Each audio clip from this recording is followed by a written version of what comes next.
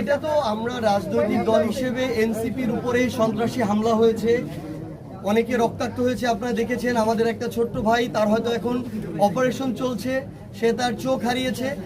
আমরা এনসিপি ওইটুকু মনে করি যে হয়তো আমাদের আত্মপ্রকাশের মাত্র 1 বছর হতে পারে, হয়তো ওই 50 বছরের বড় রাজনৈতিক দলদের মতো এখনো আমাদের সংগঠনের বিস্তৃতি না ঘটতে পারে, কিন্তু আমরা ওইটুকু মনোবল রাখি যে আমাদের যদি 100 জন থাকে আর অপরাধীরা যদি 1000 জন থাকে, আমাদের ইনশাআল্লাহ ওই মনোবলটুকু আছে। অপরাধী 1000 জন হলেও তাদেরকে আমরা প্রতিহত করবো ইনশাআল্লাহ।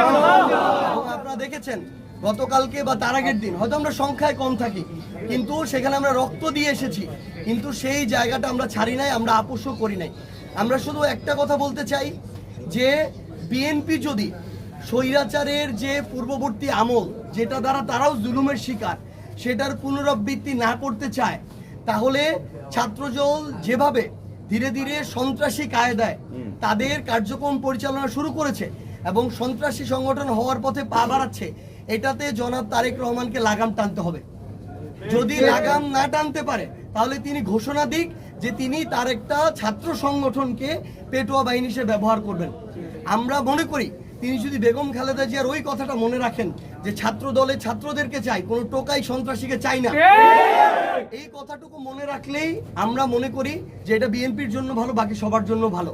কিন্তু এটাও আমরা পাশাপাশি বলে রাখি, আমরা আমাদের প্রতিবাদ করতে থাকব। প্রতিবাদের ভাষা এক একজনের এক এক রকম হবে, জনগণ নির্ধারণ করবে জনগণ কোনটা